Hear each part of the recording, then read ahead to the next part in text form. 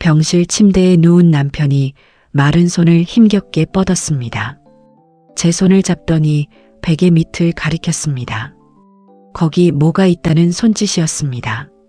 저는 베개 밑을 더듬어 낡은 통장 하나를 꺼냈습니다. 남편은 그것을 보며 처음으로 눈물을 보였습니다. 안녕하세요, 여러분. 오늘은 조금 특별한 이야기를 들려드리려 합니다. 이번 이야기는 실화가 아닌 창작 드라마입니다. 하지만 우리 주변 어딘가에 있을 법한 이야기이기도 합니다. 편안한 마음으로 함께 들어봐 주시길 바랍니다. 저는 72 순자입니다. 경상도 사나이인 남편과 결혼한 지 45년이 되었습니다. 남편은 평생 무뚝뚝하기로 소문난 사람이었습니다. 젊을 때는 새벽부터 밤늦게까지 공사판을 다니며 일했습니다. 집에 오면 밥 먹고 씻고 자는 게 전부였습니다. 살가운 말 한마디 건넬 줄 몰랐고 미안하다는 말도 낯설어 했습니다. 저는 그런 남편 밑에서 정말 고생을 많이 했습니다. 아이 셋을 혼자 키우다시피 하며 삭바느질로 살림에 보탰습니다. 남편이 술 마시고 늦게 들어오는 날이면 서러움에 눈물도 많이 흘렸습니다. 가끔은 이렇게 평생 살아야 하나 싶어 답답한 날도 많았습니다. 그래도 자식들 다 키워 시집 장가 보내고 정신없이 살다 보니 어느새 저희도 노인이 되어 있었습니다. 몇 년 전부터 남편은 몸이 눈에 띄게 약해졌습니다. 젊을 때 몸을 너무 혹사한 탓인지 여기저기 아픈 곳이 늘었습니다. 결국 지난달 큰 병으로 병원에 입원하게 됐습니다. 의사 선생님은 마음의 준비를 하는 게 좋겠다고 조심스레 말씀하셨습니다. 저는 그 말을 듣고 억장이 무너지는 것 같았습니다. 평생을 무뚝뚝하게 살았어도 정든 세월이 45년이었습니다. 병실을 지키던 어느 날 밤이었습니다.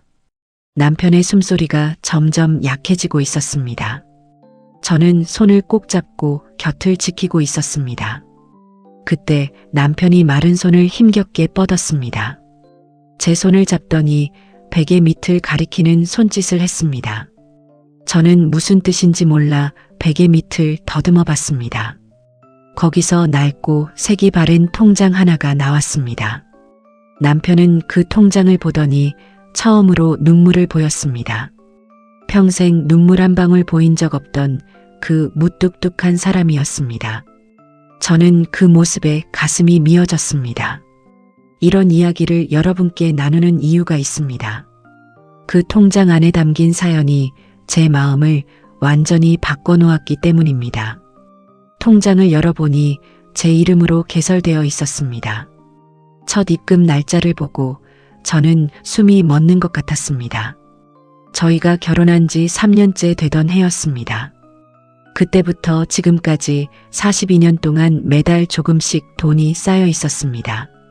액수는 크지 않았지만 한 번도 거르지 않고 입금된 흔적이었습니다.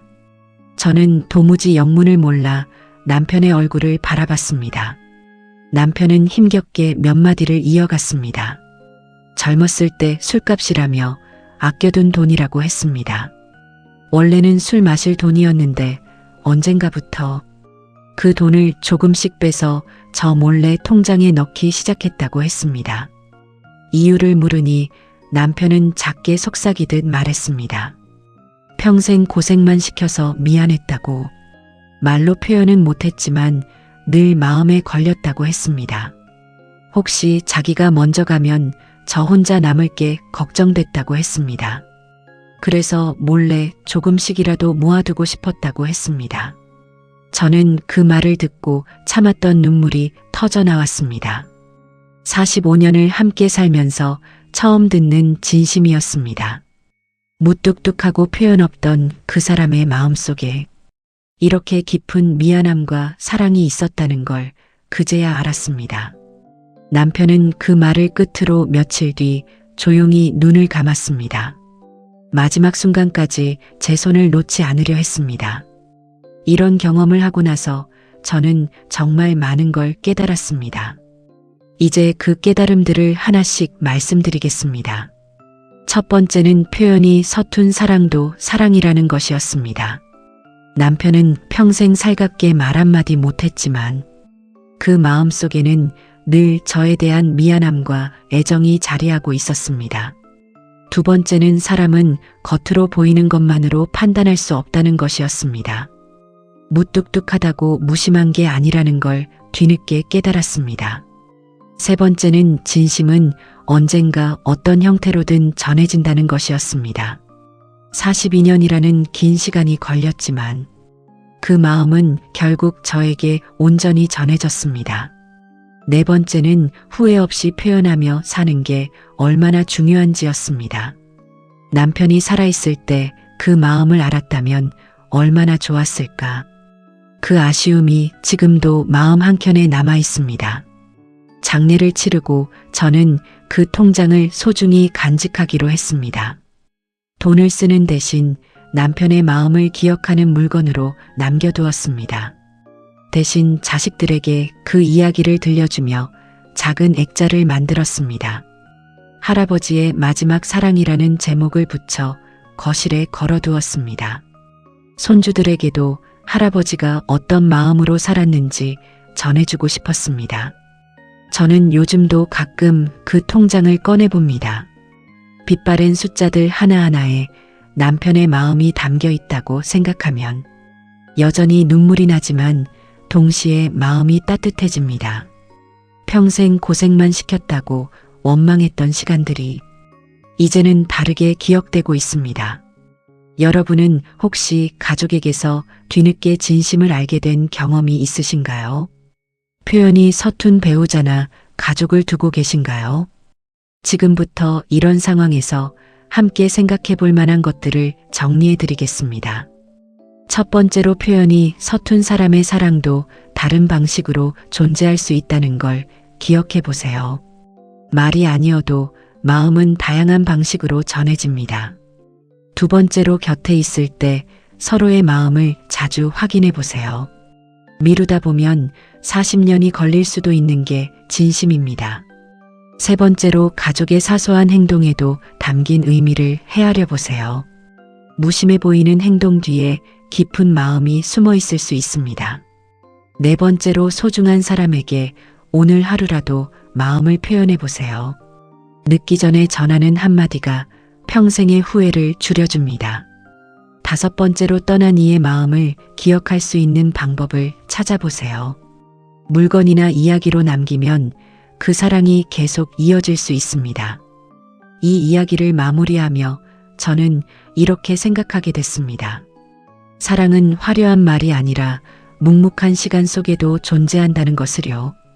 42년이라는 세월 동안 한 번도 거르지 않았던 그 정성이 그 어떤 말보다 크고 깊은 사랑이었다는 걸 이제는 압니다.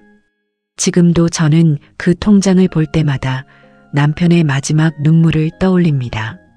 평생 고생시켜 미안하다는 그 말 한마디가 제 남은 인생을 살아갈 힘이 되어주고 있습니다. 이 이야기가 여러분께 어떤 울림을 드렸을지 궁금합니다. 여러분은 이 이야기를 들으며 어떤 생각이 드셨나요? 가족에게서 뒤늦게 진심을 발견한 경험이 있으신가요? 여러분이라면 이런 순간에 어떤 마음이 드셨을 것 같으신가요? 댓글로 여러분의 생각을 편하게 들려주세요. 여러분의 다양한 이야기를 기다리겠습니다. 오늘 이야기가 마음에 와닿으셨다면 구독 부탁드립니다. 좋아요와 알림 설정도 꼭 눌러주세요. 여러분의 작은 응원이 저희에게 큰 힘이 됩니다. 앞으로도 마음을 울리는 이야기로 찾아뵙겠습니다. 오늘도 시청해 주셔서 진심으로 감사합니다. 건강하시고 사랑하는 사람들과 후회 없는 하루 보내시길 바랍니다. 다음 영상에서 또 다른 이야기로 뵙겠습니다. 그때까지 건강하세요. 감사합니다.